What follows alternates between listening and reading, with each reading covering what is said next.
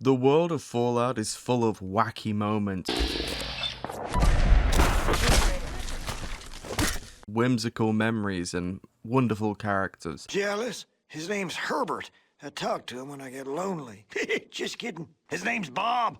So I thought today let's talk about what each Fallout game does well, starting off with Fallout 1.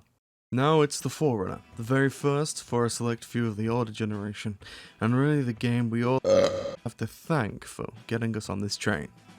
So what is it that Fallout 1 does the best? Well, I've got to be honest, for me, it's the villain. So what shall it be?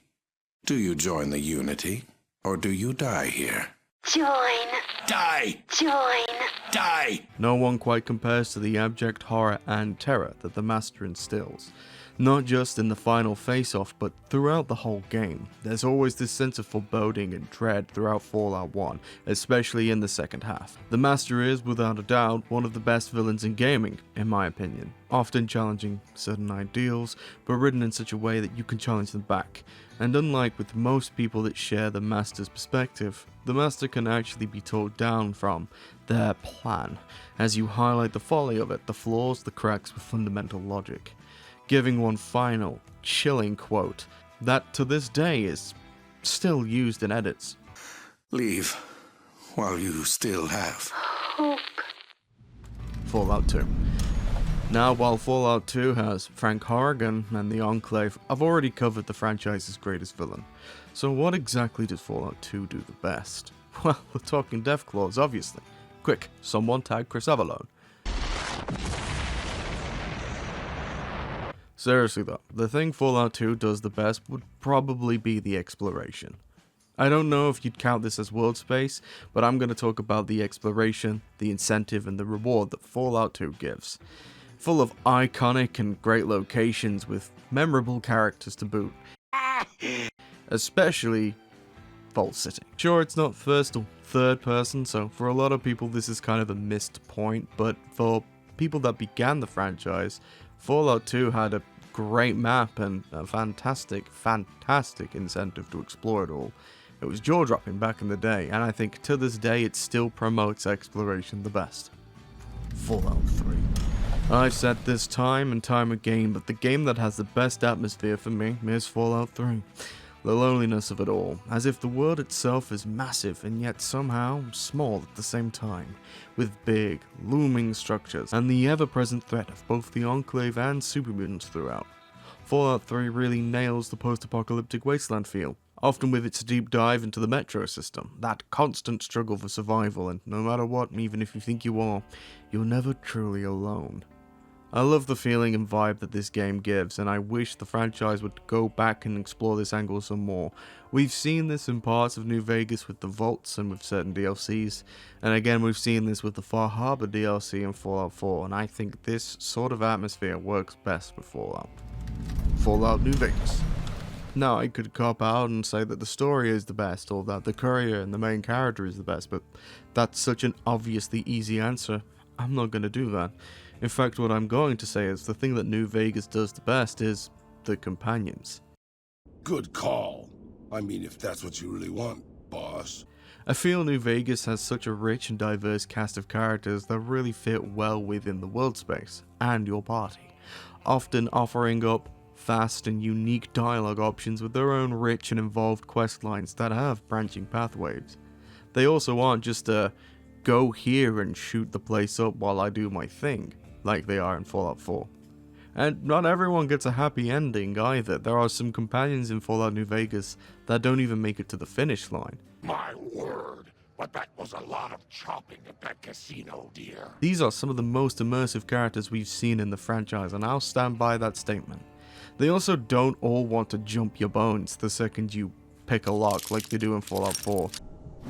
And a main issue I have with Fallout 4's companions is they all kinda just become dolls once their quest is over, a problem Skyrim shares, but to a lesser degree.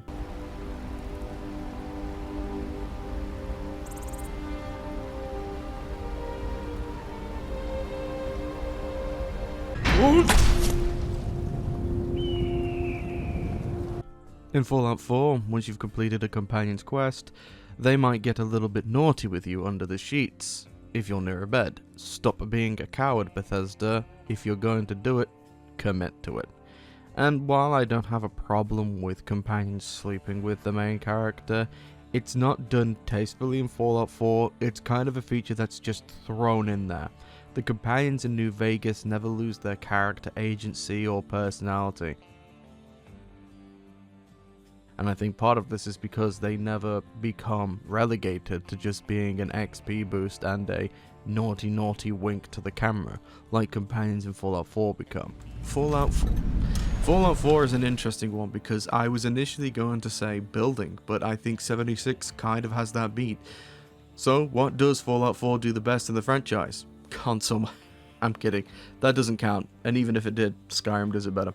What I would say Fallout 4 does the best is the gunplay and the gameplay. It's a bit of a cop-out, sure. Sure, let me just stop what I'm doing to talk.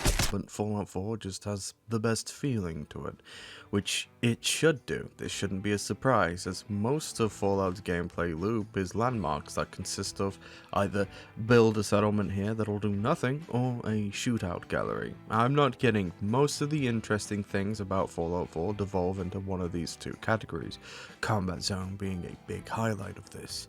You could argue that 76 actually does a better job of gameplay and gunplay and number crunching, but honestly 76 has constantly been rebalanced and readjusted to a point that 60% of the player base have been pushed away by the constant updates and changes to the perk cards. Good job, Bethesda. So from a number crunch perspective, Fallout 4's remain more consistent, and the gameplay of 76 just feels more floaty, which is naturally going to happen because it's more of an MMO game.